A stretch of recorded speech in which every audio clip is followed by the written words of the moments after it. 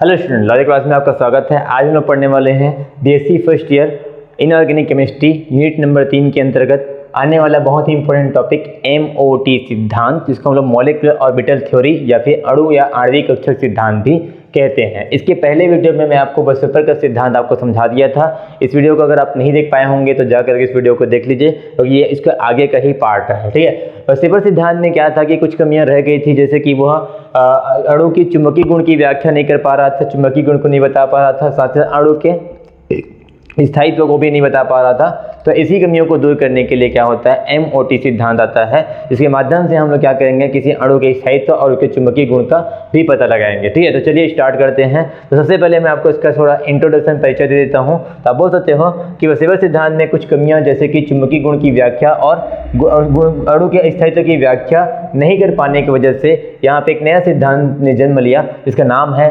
Molecular orbital theory, अणु आणविक या कक्षक सिद्धांत कहते हैं। इस सिद्धांत का प्रतिपादन जो है दो वैज्ञानिकों ने हुन तथा मुलिकन नाम के दो वैज्ञानिकों ने क्या किया था, इसका प्रतिपादन किया था। ठीक है, ये आपको सबसे पहले याद रखना है। ठीक है, अब आगे जो बताता हूँ, इसमें एग्जांपल लेकर के इसके मुख्य बिंदुओं को बताने जा रहा हूँ मैं। मुख्य बिंदुओं को,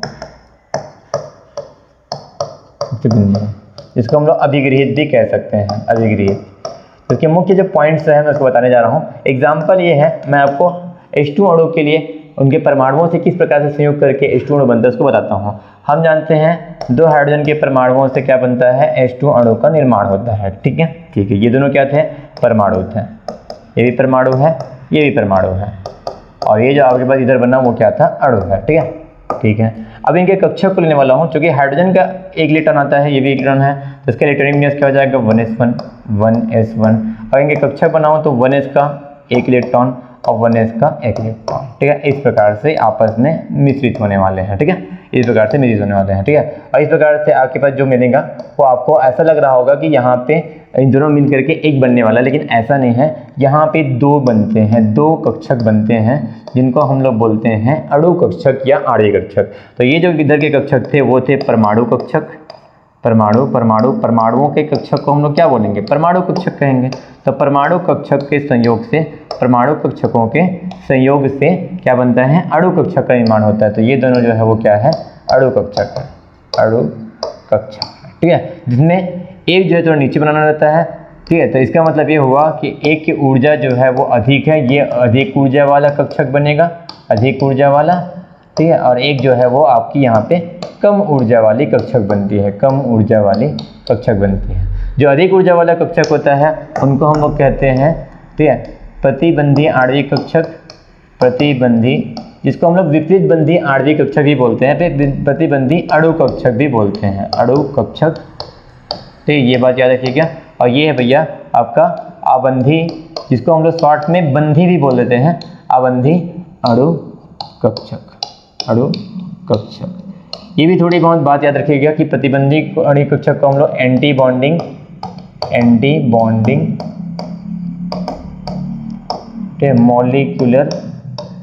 मॉलिक्यूलर ऑर्बिटल भी कहते हैं।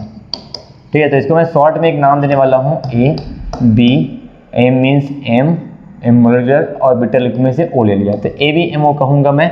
अधिक ऊर्जा वाले अणु कक्षक को हम लोग ABMO बोलेंगे, एंटी बॉन्डिंग मॉलिक्यूलर ऑर्बिटल, प्रतिबंधी या फिर विपरीत बंधी अणु कक्षक। अबंधी अणु कक्षक को मैं बोलूँगा बॉन्डिंग मॉलिक्यूलर ऑर्बिटल।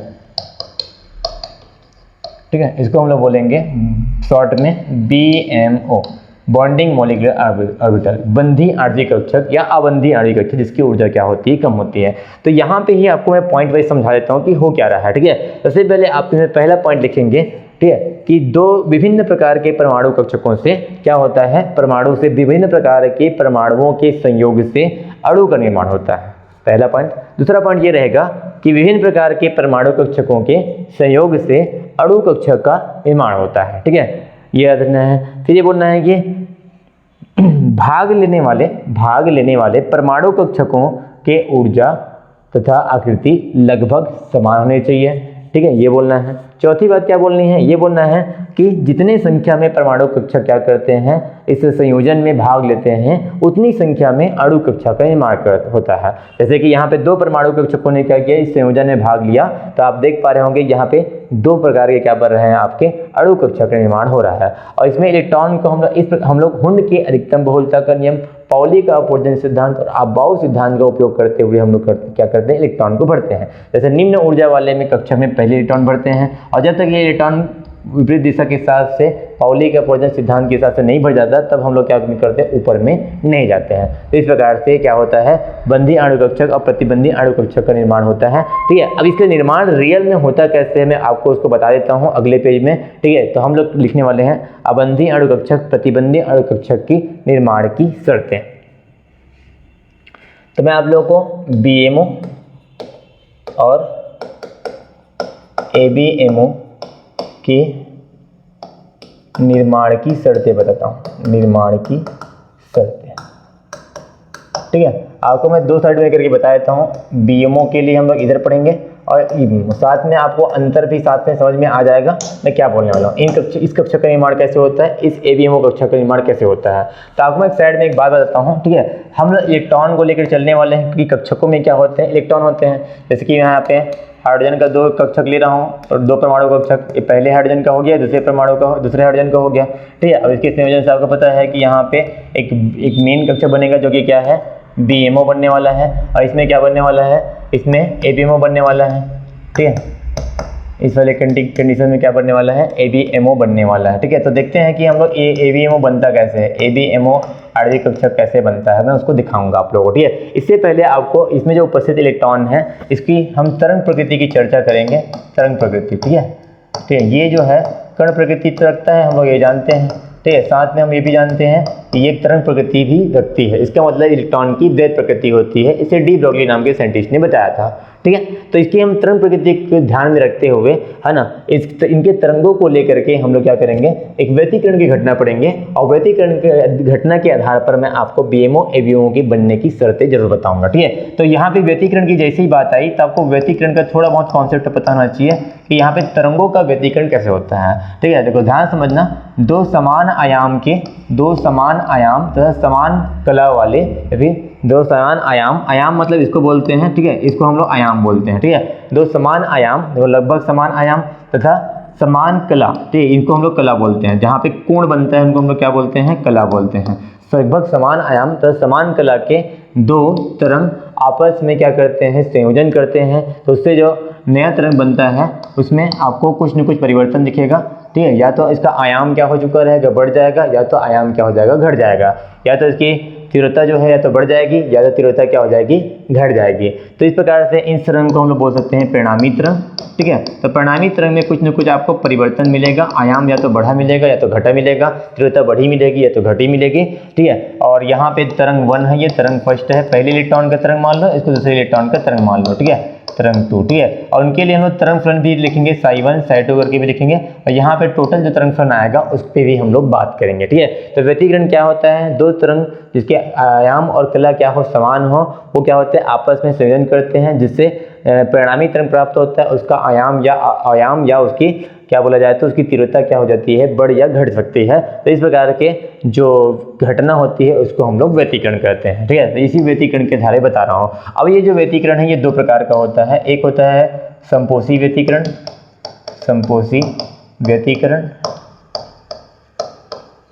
और एक होता है विनाशी व्यतिकरण। मैं साइड में आपको बता रहा हूँ विनाशी व्यतिकरण।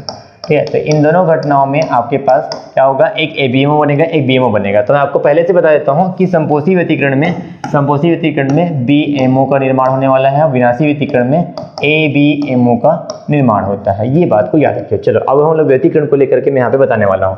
मान लो पहले इलेक्ट्रॉन का तरंग क्या है, इस प्रकार का है, दूसरे इलेक्ट्रॉन का तरंग जो है कुछ इस प्रकार का है। ठीक है, और इनमें हम लोग क्या करने वाले, संयोजन करने वाले हैं। इस संयोजन का नाम होगा, उनको बोलते हैं योगात्मक संयोजन, इसको बोलते हैं योगात्मक संयोजन। योगात्मक संयोजन में मान लो कि इसके कुछ आयाम हैं, इसके कुछ आयाम हैं, इसके कुछ आयाम हैं, तो यहाँ पे मैं इसके आयाम को मान लेता हूँ A1, इसके आयाम को मान लेता हूँ A2। आयाम को A1 या A2 से निरूपित करते हैं, ठीक है। इसके पहले तरंग का है इसलिए A1 माना, दूसरे तरंग का A2, और तीव्रता मैं मान लेता हूँ I1 है, इसका तीव्रता क्या है I2 है, ठीक है। इसका इस इलेक्ट्रॉन के लिए तरंग फलन ψ1 है, इस तरंग के लिए ψ2 है, ठीक है। समझ गए कहानी। तो इस प्रकार से यहाँ पे जो तरंग नया तरंग प्राप्त हो होगा, जो परिणामी होगा, परिणामी तरंग, ठीक है। तो इस परिणामी तरंग का जो आयाम है वो बढ़ा हुआ मिलेगा आप लोग। आयाम थोड़ा सा क्या हो गया, बढ़ गया, इसको मैं ए नाम दे रहा हूँ, ठीक है।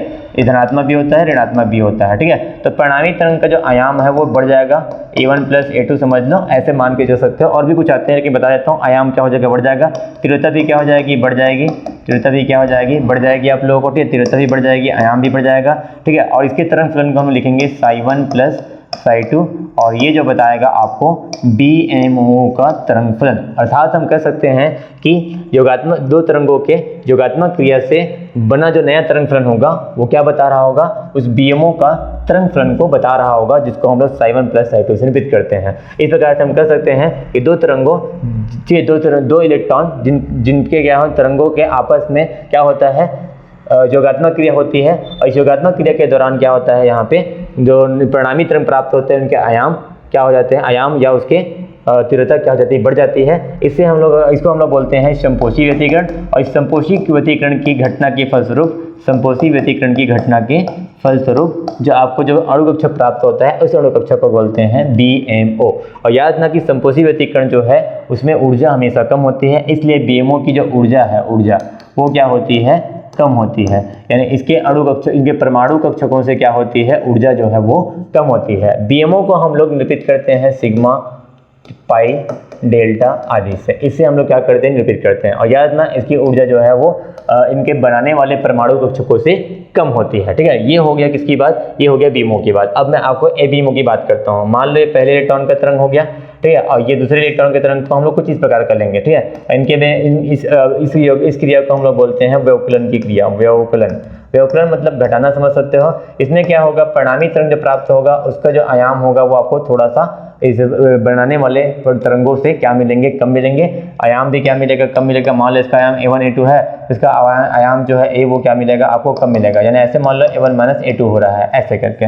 और तीव्रता भी आपको जो मिलेगी है ना, परिणामी तीव्रता I वो आपको कम मिलेगी, यानी कि एक प्रकार से बोल सकते हो I1 - I2 करके आपको प्राप्त होगी, ठीक है। और हम लोग ये भी कह सकते हैं कि जो ψ1 ψ2 है यानी तरंग फलन है इन इलेक्ट्रॉनों के, वो आपको क्या मिलेगा, कम मिलेगा। तो उसको हम लोग बोलते हैं ABMO का तरंग फलन, जिसको हम लोग बोलते हैं ψ1 - ψ2। और इसका मतलब मैं बताना चाह रहा हूँ कि इस व्यवकलन की क्रिया के दौरान यहाँ पे विनाशी व्यतिकरण होता है, और विनाशी व्यतिकरण के फलस्वरूप अपने को क्या मिलता है, आपको ABMO यानी कि प्रतिबंधी अणु कक्षक का निर्माण हो जाता है। ऐसे करके बोल सकते हैं। तो हम इसको डिफाइन ये कर सकते हैं, जब दो इलेक्ट्रॉनों की तरंग की व्यवकलन क्रिया करते हैं जिससे विनाशी व्यतिकरण की क्रिया के फलस्वरूप हमने अपने को उन परमाणु कक्षकों से ABMO अणु कक्षक का निर्माण होता है। और इस ABMO अणु कक्षक की जो ऊर्जा होती है, ऊर्जा वो क्या होती है, अधिक होती है। क्योंकि यहाँ पे अगर तीव्रता और आयाम अगर कम होते हैं तो उस स्थिति में ऊर्जा क्या होती है, अधिक होती है इन दोनों की तुलना में, ठीक है। तो यहाँ पे मैं एक और चीज बताता हूँ कि हम लोग इसको ABMO को सिग्मा स्टार, पाई स्टार या फिर डेल्टा स्टार आदि से क्या करते हैं, निरूपित करते हैं। ये भी आपको बात याद रखनी है, ठीक है। तो इस प्रकार से हम समझ सकते हैं कि BMO ABMO के निर्माण की शर्तें क्या होती है। अब मैं आपको अगला पॉइंट बता देता हूँ कि अब इस मॉलिक्यूलर ऑर्बिटल थ्योरी यानी कि आणविक कक्षक सिद्धांत में और क्या पॉइंट लिख सकते हो, ठीक है। और पॉइंट ये लिख सकते हो कि जब अणु कक्षक का निर्माण होता है, जब परमाणु कक्षकों से अणु कक्षक का निर्माण होता है तो उनके जो परमाणु कक्षक होते हैं उनका अस्तित्व क्या हो जाता है, समाप्त हो जाता है, ठीक है। इस प्रकार से आप क्या कर सकते हैं, BMO ABMO का निर्माण करते हैं। अर्थात रिजल्ट जो निकलता है, परिणाम ये निकलता है कि अभी तक हम ये समझ चुके हैं कि दो परमाणु कक्षक, जैसे मान लो एक परमाणु कक्षक दूसरा परमाणु कक्षक है, ठीक है। इन दो परमाणु कक्षक से दो अणु कक्षक का निर्माण होता है जिसमें एक की ऊर्जा ज़्यादा होती है और एक की ऊर्जा क्या होती है, कम होती है। ये जो है, ये वाला आपका जो आपको मिल रहा है, ये क्या बता रहा है, आपका आणविक कक्षक को बता रहा है, आणविक कक्षक को, आणविक कक्षक, ठीक है। इसको हम लोग नीचे वाले को क्या बोलते हैं, BMO बोलेंगे, ऊपर वाले को क्या बोलेंगे, ABMO कहेंगे, ठीक है ना। ये इसमें स्टार वाला रहेगा, ये बिना स्टार वाला रहेगा, ठीक है, ऐसा बोल सकते हैं, ठीक है। और यहाँ पे इनको हम बोलेंगे परमाणु कक्षक। ये परमाणु कक्षक था, देखो दो परमाणु कक्षकों के संयोग से दो अणु कक्षक का निर्माण हुआ है, परमाणु कक्षक। जैसे कि मैंने एग्जाम्पल के लिए हाइड्रोजन लिया था, तो हाइड्रोजन में एक इलेक्ट्रॉन है, ठीक है, इस चक्रण में, और दूसरे में इस चक्कर में भी हाइड्रोजन, ठीक है। इनको जब भरेंगे तो हुंड की अधिकतम बहुलता का नियम, पॉली कंपोजिशन सिद्धांत और हम लोग क्या करेंगे, बाउ सिद्धांत का प्रयोग करेंगे। तो यहाँ पे इलेक्ट्रॉन कुछ इस प्रकार का भरेगा और इसको हम लोग इस प्रकार से क्या करेंगे, आकृति के रूप में बनाएंगे, जिसे हम लोग बोलते हैं आणविक कक्षक, आणविक कक्षक, आणविक कक्षक ऊर्जा स्तर आरेख, ठीक है। इस प्रकार से आपके पास क्या बनने वाला है, टोटल रिजल्ट आने वाला है, ठीक है। अब मैं क्या करूंगा, इसका और भी कई एग्जांपल लूंगा जिसमें हम लोग क्या करेंगे, आणविक कक्षक ऊर्जा स्तर आरेख बनाएंगे और उसके माध्यम से हम लोग इसके इस अणु के जो बनने वाला अणु है H2 अणु बन गया, ठीक है। इस H2 अणु के स्थायित्व और चुंबकीय गुण की व्याख्या करेंगे। साथ ही साथ हम लोग एक नया टॉपिक पढ़ेंगे बंद कोटि, उसको मैं आपको आगे वीडियो में बताऊंगा। तो आज की वीडियो में इतना ही। अगर आपको यह वीडियो समझ में नहीं आया होगा तो आप इस वीडियो को रिवाइंड करके देख सकते हैं। अगले वीडियो का इंतजार कीजिए। धन्यवाद।